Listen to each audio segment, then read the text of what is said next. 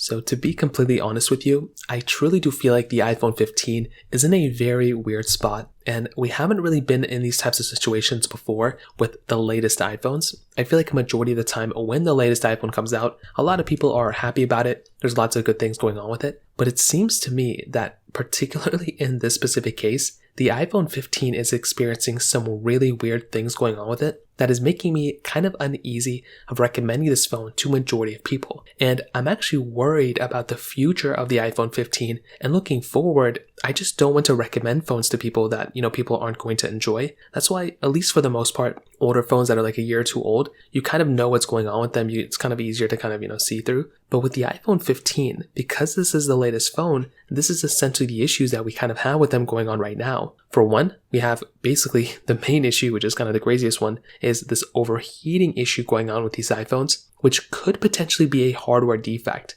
Now, this is something that we're going to have to see going forward, but as of right now, this could end up being a problem with our specific iPhone. Imagine having our device like an iPhone 15 and then having these types of issues where it's overheating. That not only will affect how you hold that iPhone, the case and everything like that, but also that battery health of that iPhone, which entails will affect the performance of that iPhone as well. That's a very, very big issue and a very scary thing to experience on an iPhone like an iPhone 15. Like, why would you want to even have an iPhone that would have that type of issue? That's the big thing. That's like the number one thing I keep thinking about with this device. On top of that, with an iPhone like an iPhone 15 Pro, for example, this is a very expensive phone. The last thing you'd want is to experience those types of same exact issues again. So that's another big thing to keep in mind here as well. On top of that, I do feel like with our other devices that are basically coming and going, our 15 Plus, 15 Pro Max, those devices could experience those issues too. Now, on top of that, the durability of these iPhones, there's been so many reports and drop tests and all these things we've seen, whether you believe them or not, basically stating that the durability of these iPhones isn't as good as they could have been. That is another very concerning thing, because you don't want to go buy an iPhone and have an iPhone that's going to have, less durability or have even worse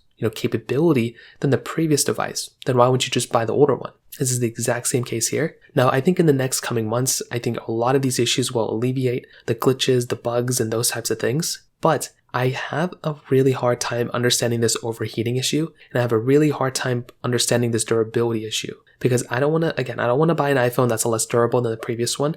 Although I already bought them, again, it's like, why even do that when you could just go ahead and buy the older one and have a better phone almost? So I'd love to hear your thoughts about this. Let me know in the comment section below. Hit the like button, that would mean so much, but definitely hit that subscribe button. More importantly than everything else, I love every single one of you guys. Hopefully I'll catch you guys in the next video. Peace out till then.